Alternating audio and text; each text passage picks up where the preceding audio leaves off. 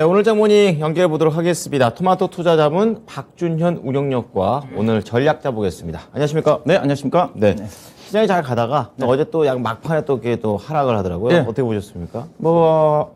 쉬어갈만 했죠. 좀 올라가서 많이 올라갔었고. 예, 국내 증시가 거의 3일 연속 올라갔거든요. 그렇죠. 예, 다만 이제 아쉬웠던 것 자체가 지난주에 미국 시장이 상대적으로 상당히 좀 계속 강세가 전개됐었는데 네네. 또 어제 정도까지는 강세가 좀 전개됐어야 되는 게 아닌가 그런 아쉬움은 있지만 약간의 아쉬움이 있죠. 예. 코스피스가 거의 저점에서 2600포인트 초반까지 내려갔으니까 2700까지 올라왔지 않습니까? 네. 2700도 넘어섰으니까 단기간에 3일 동안 100포인트 이상 올라왔기 때문에 그렇죠. 쉬어갈 수 있는 타임이었습니다. 네, 바닥 딛고 올라왔다. 이제 빌미가 예. 되었던 것 자체가 네. 지난주 주말에 세인트루이스 연은총재 제임스 블라드 총재죠. 예. 대표적인 매파인데 세게 계시죠. 예, 예. 그분이 뭐 금리 인상과 관련해 가지고 거의 올해 3.0% 정도까지 금리를 인상해야 된다. 그러니까 시장에서는 원래 한 1.9 요 정도 생각하고 있는데 3.0까지 올려야 된다. 뭐 그렇죠. 이러더라고요. 예. 3.0이면 몇 번을 올려야 3월 돼요? 달에 예. 포함 빼고 예. 계속 4월 달부터 예. 0.25%씩 계속 12월 달마다. 달까지 인상을 해야 된다는 쪽이지 않습니까? 그렇군요. 시장의 컨센서스 자체는 0.25%씩에서 한 6차례 정도가 네. 예상했던 부분인데 훨씬 많군요. 예. 예. 여기에다가 앞서 이제 단기 주가 좀 많이 올라왔기 때문에 차익 실현에 빌미가 좀 된 게 아닌가 그거 좀 봐야 될 것 같고 네. 여기 이제 그런 빌미가 됐던 자체는 결국은 외국인 수급이라 좀 봐야 되겠죠. 안 사요. 외국인 투자가들이 글쎄요. 뭐 어떻게 샀으면 지난주에 샀어야 되거든요. 환율이 그러니까 안 급락을 사요. 했으니까 예. 지난주에 영준의 통화 정책도 약간 더 완화적인 정책이 좀 발표가 좀 되면서 국내 원달러 환율이 1240원대 넘어섰다가 1200원대 초반까지 내려왔으니까 환율이 네. 이 정도 떨어지면 부담 없지 외국 않습니까? 투자가도 주식을 사야 되는데 지난주에도 안 샀단 말입니다. 그러니까요. 그러니까 더구나 환율이 어제 같은 경우도 상승한 국면이었기 때문에 네. 외국인 투자가들이 살 수가 없었던 거 오히려 더 매도 규모가 많이 나왔죠. 떨어져도 안 사니까요. 그렇죠. 네. 코스피 시장 현물로서 한 5천억 정도. 코스닥 시장, 선물 시장 같은 경우도 선물 시장에서 거의 장중에 한시 정도에 6천억 정도까지 매도가 나오는데 네. 다행스러운 것 자체는 종가 막판 무렵에 한 4천억 정도를 매도 규모를 좀 줄였어요.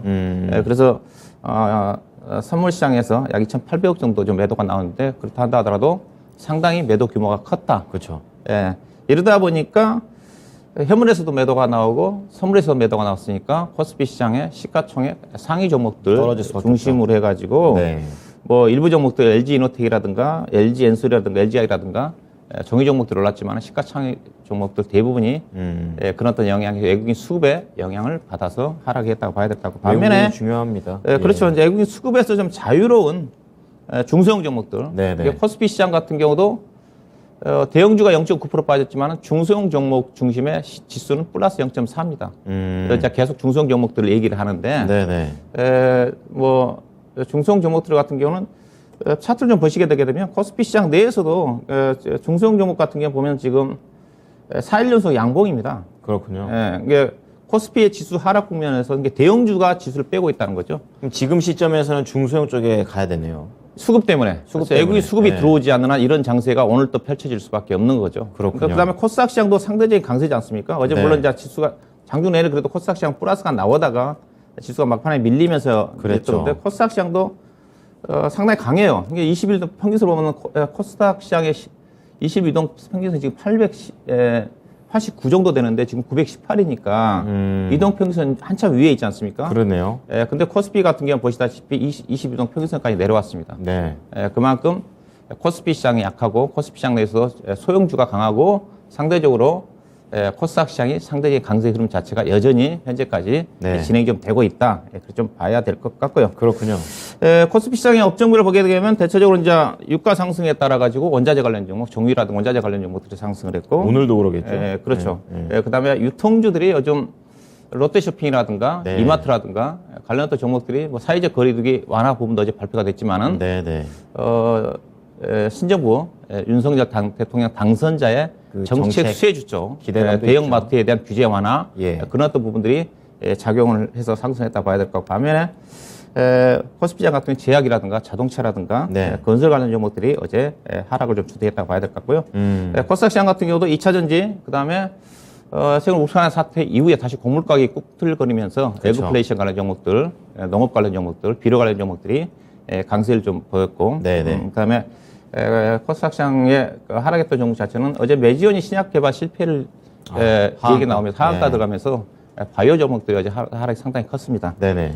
반면 게임주와 더불어서 봐야 될 것 같고, 어제 시장의 상승 종목 특징 종목들 좀 보게 되게 되면 LG이노텍을 얘기 안 할 수가 없을 것 같습니다. 그렇죠. 사상 신고가가 좀 나왔는데 네네. 어제도 6% 넘게 급등이 나왔지 않습니까? 그렇죠. 급등이 나왔는데 하여튼 주가가 독보적으로 주가가 움직임이 전개되고 있는 것 같아요. 작년 제가 11월 달에 언급했던 가격이 이 시간 언급한 게 20만 8천 원이었거든요. 그때 제가 목표 주가 24만 원 정도 제시해드렸던 건데 지금 네. 100%가 올라왔는데 더 갈까요, 이거? 이게 대형주 중에서 지금 강세 부분이기 때문에 왜 강세를 보이는지 네. 좀 봐야 될 것 같은데 일단 실적이라 좀 봐야 될 것 같습니다. LG 이노텍이 실적이 좋은 부분 자체가 물론 이제 사실 광학 솔루션에 대한 이 기여도가 매출 비중이 높고 그 그렇죠. 부분이 LG 애플의 주가 상승과 함께 애플이 네, 지금 실적이 네. 계속 좋으니까 그런 부분도 있지만은 제가 보기에는 LG이노텍의 강세 부분 자체는 패키지 기판 쪽에 있다 좀 봐요. PCB 요즘 기판. 자주 언급됩니다. 네. 기판. 이 PCB 기판과 관련된 종목들은 현재 네. 1분기 실적, LG이노텍도 결국 실적이거든요. 현재 시장 자체가 이제 3월 중하순, 이게 3월 말이 지금 임박한 시점이기 때문에 예. 이제 시장 자체는 실적 장세로 진입을 하거든요. 그렇죠. 1분기 실적, 네네. 1분기 실적도 서서히 이제 발표가 좀 되는데 그러네요. 현재 제가 보기에는 가장 코스피 쪽에서 실적이 괜찮은 쪽이 제가 의류업종 OEM 의류 기업이라고 얘기하고 있는 계속 쪽이고. 얘기해주고 예, 계시죠. 그렇죠. 코스닥 시장으로 따지면 패키지 기판을 제가 얘기를 하고 있는 쪽이지 않습니까? 그렇죠. 기판과 관련된 종목 쪽에 이제 보면 대표적으로 LG이노텍, 삼성전기, 심텍, 코리아서키트, BH가 있는데 최근에 실적 전망치가 나오고 있거든요. 근데 실적 그렇군요. 전망 기판 회사들이 다 실적이 좋습니다. LG이노텍 같은 경우는 시장의 이제 가이던스가 3,200억인데 네. 3,633억으로 시장 예상치 대비해서 10% 이상 좋게 나올 거라는 전망이거든요. 근데 삼성전기는 주가 부진하지 않습니까? 삼성전기는 시장의 예상치에 부합하는 실적입니다. 아, 이것대로 움직이네요. 예. 이 기판이 그렇게 좋다는 거죠. 그 다음에 그렇군요. 심텍이라든가 코스닥 시장에는 코리아 서키트라든가 그 다음에 BH 관련 종목도 시장 예상치 상당히 좋습니다. 그러네요.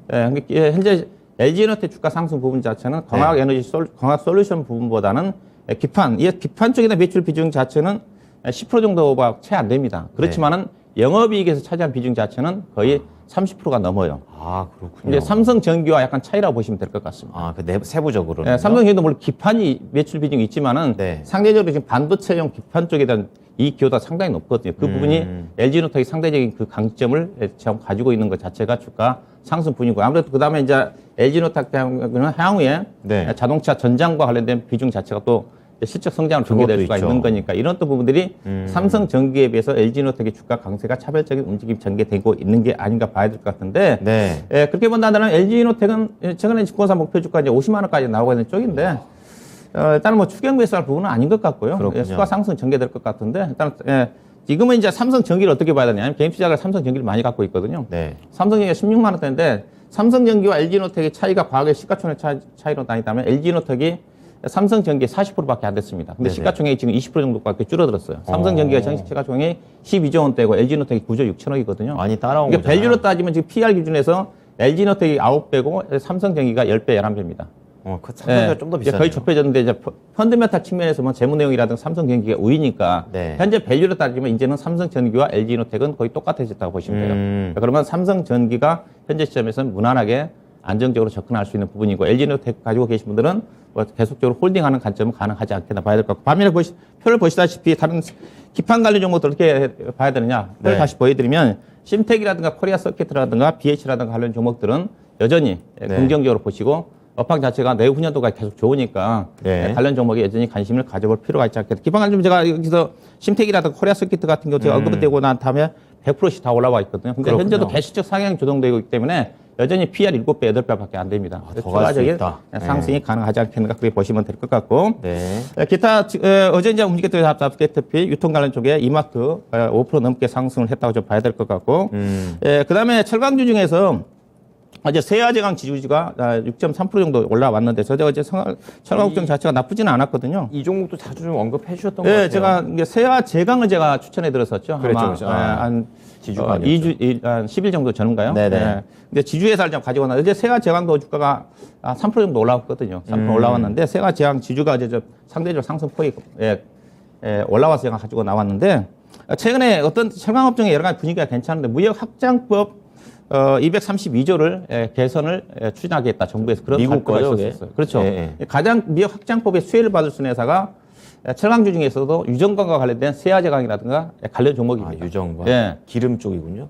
그렇죠. 에너지 쪽 예. 송유관이라고 좀 봐야 되겠죠. 송유관, 예, 맞아요. 예. 무역 확장법 자체가 이제 트럼프 정부 때 네. 자국 산업을 보호하기 위해서 근거로 만들었던 쳤던 거죠. 게 자체가 대표적으로 자동차라든가 철강업종에서 규제 강화했거든요. 네네. 그 부분 자체를 좀 완화시킨다. 그 가장 수혜주가 세아제강과 관련된 송유관 회사다. 송유관이죠. 아직 시장에서 본격 반영되고 있는 것 같지는 않는데 그래서 세아제강 이제 추천해드렸고 세아제강도 주가 정말 쌉니다. 세부적으로는 또 그렇게 봐야겠네요. PR 3배밖에 안 되는 수준이기 때문에 네. 여전히 철강업종이 다 관심인데 유전관과 관련된 종목들을 함께 관심 있게 볼 필요가 있지 않겠나 봐야 될 것 같고요. 네.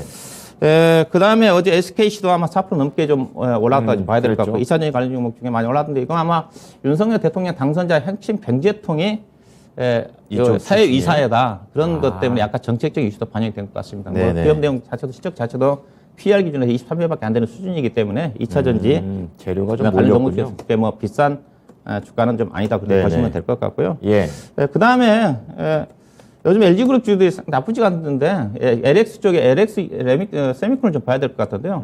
관심 있게 볼 만한 주식인 것 같고 주가도 좀 올라왔는데 이게 무슨 8인치 뭐 이런 모멘텀 있지 않습니까? 예, 그래서 DDR 범핑 관련 회사지 않습니까? 예, 예. 실적이 대폭적으로 좋아지고 회사도 실적이거든요. 요즘 움직이는 것 자체가 이제 낙폭과대가 어느 정도 올라간 국면 쪽에서 실적이 좋은 종목들이 시장에 주목을 받고 있는 것 같은데. 실적이 중요하군요. 네, 그렇죠. 뭐 이전부터 제가 뭐 7만 원대부터 10만 원부터 꾸준히 언급하고 있는 주식인데 이제 네. 급등했다가 16만 원가 올라갔다 다시 밀렸다가 올라가고 있는 쪽인데 최근에 실적 전망이 상당히 좋습니다. 1분기 실적이 예상치대 상향 실적이 나올 거라는 전망인 것 같고 현재 주가가 네. PR이 6배밖에 안 되는 수준이라고 좀 봐야 될 것 같고요.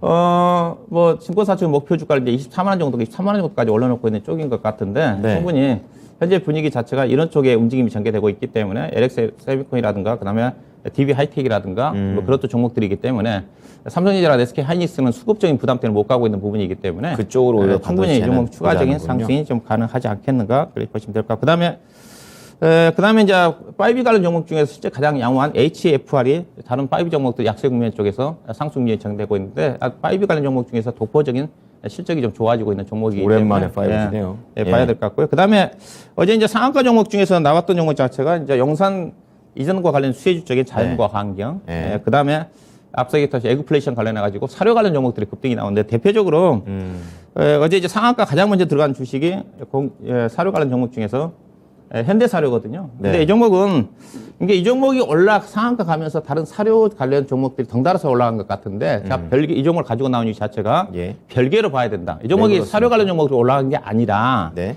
예상한 이제 카나리아라는 그 최대 주주가 카나리아 바이오 회사의 주식 양도가 됐습니다. 지분 70% 넘어갔습니다. 예. 그게 어떤 이게 카나리아 어떻게 바이오 회사 해석해야 어떤 돼요? 회사냐면 예. 비상장 등록법인의 비상장 회사 쪽인데 네. 과거에 두월물산이 카나리아 바이오라는 회사를 인수를 해가지고 예. 현재 장에서 거래되고 있는데 그 회사 시가총액이 지금 20조 원이 넘습니다.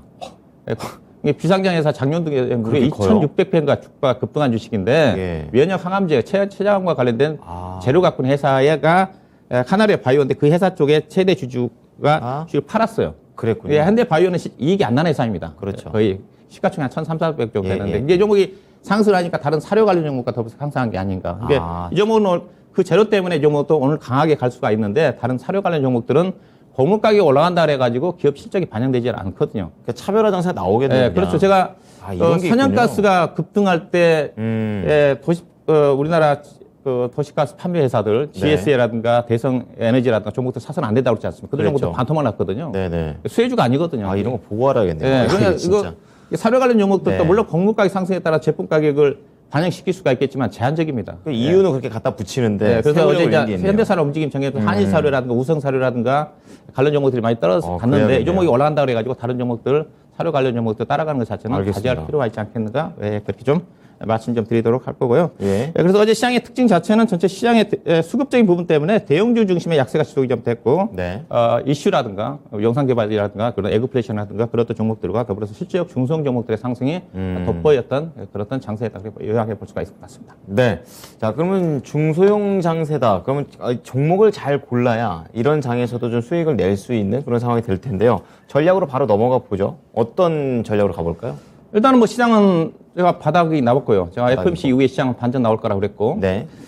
일단은 시장 자체가 이제 단기 미국 시장 같은 경우도 지난 주간 단위의 나스닥 시장이 최근에 16개월 동안 가장 상승률이 높았다고 하더라고요. 80% 정도 올랐으니까. 셌다고 하더라고요. 예, 근데 이제 간밤에 미국 시장이 조정을 받았어요. 조정 네. 받는 이유 자체가 상당히 통화 정책이지 않습니까? 매파 8원 발언이 있었다. 네, 그렇죠. 지난 주말에도 그런 매파적인 발언이 있었음에도 불구하고 나스닥 시장이 2% 정도 올랐고 간밤에 같은 경우도 파월 의장이 상당히 매파적인 발언이 나왔지 않습니까? 그렇죠. 50bp 할 수도 있다. 그렇죠. 네. 이제 시장에서 이제 연준의 3월달 통화 정책이 발표된 이후에 5월달에 50bp 정도까지 금리 인상하지 않겠는가 그런 전망이 있었어요. 그래서 예, 예, 예. 3월달은 막제가 반영이 좀 됐기 때문에 올라간다 하더라도 네. 5월달에 50bp 인상을 하게 되면 시장에 또 약간 이제 충격을 받을 거다 그런 전망이 있었던 건데, 네. 근데 간밤에 이제 파월 의장이 5월달에 50bp 금리 말을 인상 한 거죠. 가능성까지 언급이 됐다는 얘기입니다. 그렇죠. 그럼에도 불구하고 어제 지난주에 미국 시장이 얘기했다시피 나스닥 시장이 8% 정도 급등했음에도 불구하고 오늘 그런 악재에도 불구하고 또 10년만기 국채 수익률이 급등했음에도 불구하고 나스닥 시장이 0.45%밖에 안 빠졌어요. 그럼 어느 정도 이게 선반영됐다 이렇게 볼 수도 있는 네, 건가요? 그렇죠. 악재가 반영이 끝났다는 겁니다. 제 그 말은. 얘기군요. 예, 예. 연준의 통화 정책 자체가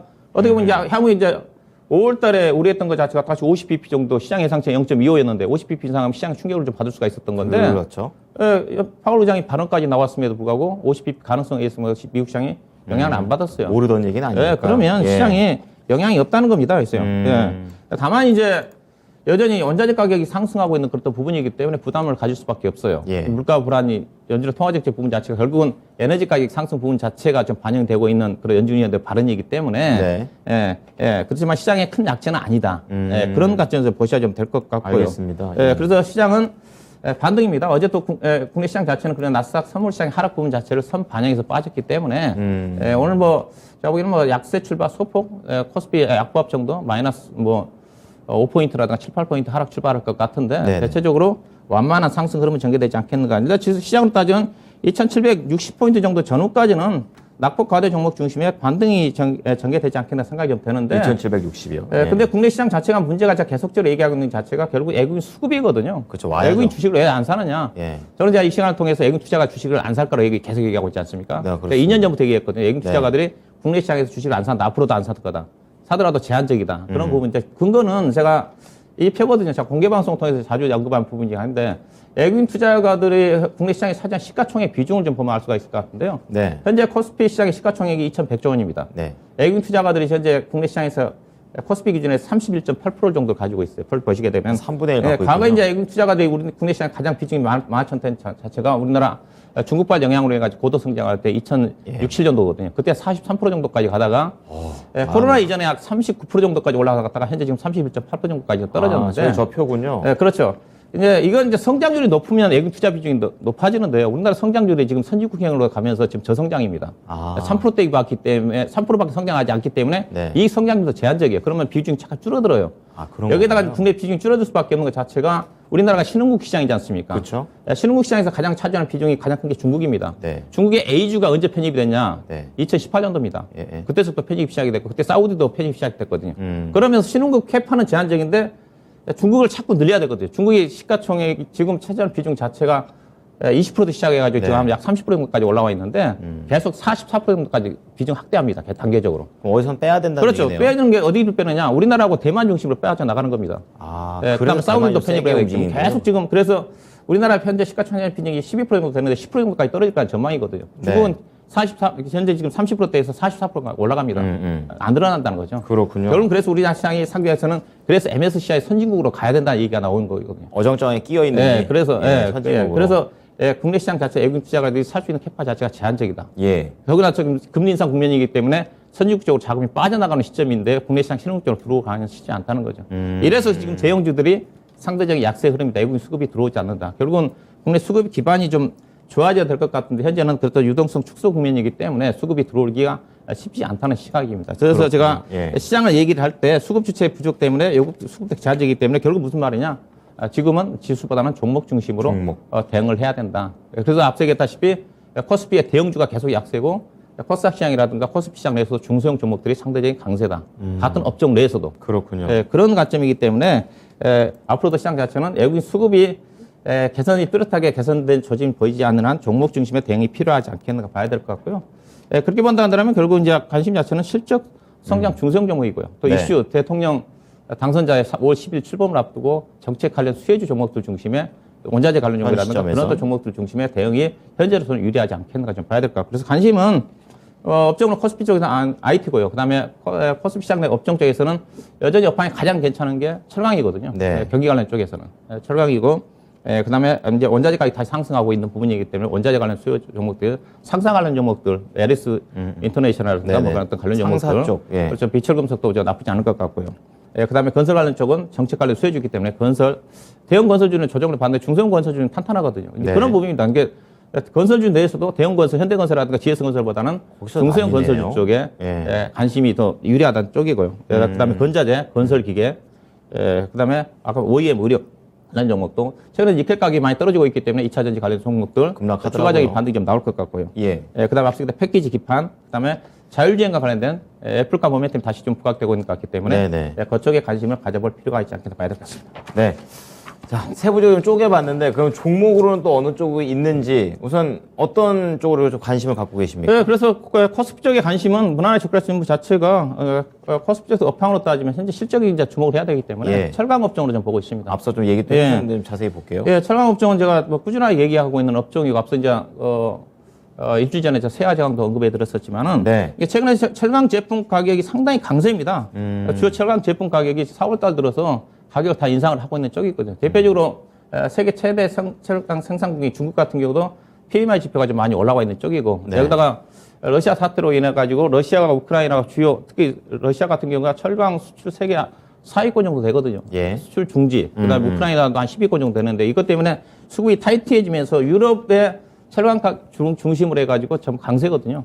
미국도 마찬가지고. 그래서 국내 같은 경우도 최근 여름 제품 기준으로 해가지고 작년도에 6월달, 7월달에 철강 가격이 가장 강세였던데 여름 제품이 철강 가격의 기본이거든요. 톤당 132만 원이 작년도 고점이었는데 지금 133만 원까지 올라왔습니다. 더 올라갔네요. 작년도에 철강 업종 자체가 피크했다고 해서 주가가 떨어지지 않습니까? 그랬죠. 지금 실적이 작년도 이상 나올 가능성이 커지고 있거든요. 그래서 좋은 거군요. 그렇게 보셔야 될 것 같고. 그다음에 미국의 철강주 주가인데 어제 미국 시장은 빠졌지만은 어제 대표적인 미국의 US 스틸 자체가 7% 급등했습니다. 신고가의 차트를 보시게 되게 되면 쪽이죠. 제가 표 자체는 어제 우리 시간 기준으로 제가 12시에 카피한 건데 장 끝나고 봤더니 7.6% 정도 올랐더라고요. 그렇군요. 그다음에 오른쪽에 뉴코 같은 경우도 한 5% 정도까지 올랐는데 이건 또 금광 쪽이죠. 뉴코 같은 광산. 경우는 광산 부분도 있고 그다음에 앞서 이게 세아제강과 관련된 에너지 관광과 관련된 부분이 많은 회사가 US 스틸입니다. 그다음에 뉴코 같은 경우는 그런 쪽이라 봐주시면 신고가죠 지금 해서요. 그러네요. 그렇게 좀 보셔야 될 것 같고. 근데 국내 철강주들 어떠냐? 부진하거든요. 포스콜 중에 현대제철이라든가. 그래서 그럼 관련 종목 중에서 어떤 종목을 좀 뭐 주가 자체가 싸니까 다 관심인데 가장 관심 종목은 탑픽으로 고른다면요? 동국제강입니다. 동국제강. 철강제강은 제가 이제 대한제강과 더불어서 동국제강을 꾸준히 언급하고 있는 쪽인데 일단은 뭐 현대제철 라든가 포스코도 괜찮은데 수급 여건이 지금 안 좋으니까 아무래도 이쪽에 중소형 종목 이제 봐야 되지 않겠나 해서 동국제강인데 일단은 예산은 주력 제품 자체가 이제 봉연강이거든요. 그다음에 예사 강점 자체는 최근에 브라질 철강 가격이 여름 제품 기준으로 최대 20% 인상을 했습니다. 예사가 이제 브라질 법인의 지분 20% 갖고 있는 CSP 법인이 있지 않습니까? 그렇군요. 이 부분도 수혜를 좀 받을 것 같고요. 그래서 예사가 철강 업황이 좋아질 때 상당히 이익이 탄력적으로 다른 철강주에서 빠르게 전개된다. 그런 관점 보시면 될 것 같고 실적을 보시게 되게 되면 일단 작년도 올해 실적 전망치가 1월 달에 나오고 난 다음에 업데이트가 안 됐다는 걸 참고하시면 될 것 같은데 올 가이던스는 별로 의미가 없을 것 같아요. 왜냐하면 1월 달에 나왔던 1월 25일에 전망치가 다니까. 근데 실적은 제가 보기에는 작년 이상 정도의 실적이 나올 것 같습니다. 그렇군요. 올해 이게 보수로 본다 하더라도 PR 4배 되는 수준이기 때문에 철강주 전반적으로 싸니까 그래서 전략은 현재 가격대 17,000원 초반에 대해서 하시면 될 것 같고 목표 주가는 21,000원, 손절 가격은 15,800원을 보시면 될 것 같습니다. 철강과 관련해서 또 글로벌 시장과 또 키 맞추기가 좀 나올 수 있을지 동국제강에 대해서 말씀을 해주셨습니다. 자, 그리고 오늘 무료 온라인 공개 방송이 좀 예정이 되어 있습니다. 오후 5시에 예정되어 있는데요. 주제가 어떤 거예요, 운영위원님? 오래간만에 장 끝나고 공개 방송을 하는데요. 그러시네요. 지금 시장 자체는 이제 시장보다는 종목이 중요할 것 같습니다. 갑자기 다시 뭐 시장의 어느 정도 방향, 하방은 제한적이니까 어떤 종목을 사서 수익을 많이 내느냐가 관건이기 때문에 시장보다 종목, 투자 종목, 현재 시점에서 투자 유망 종목을 선택할 수 있는 기준점은 뭔지 그런 내용이 줄여서 장 끝나고 공개 방송이 있을 것 같습니다. 알겠습니다. 자, 오늘 오후 5시입니다. 시장보다 종목, 어떤 종목이 나올지 기대해 주시기 바랍니다. 오늘 내용 잘 참고하겠습니다. 네, 고맙습니다. 네, 지금까지 토마토 투자자문 박준현 운용역과 함께한 오늘장 모닝이었습니다.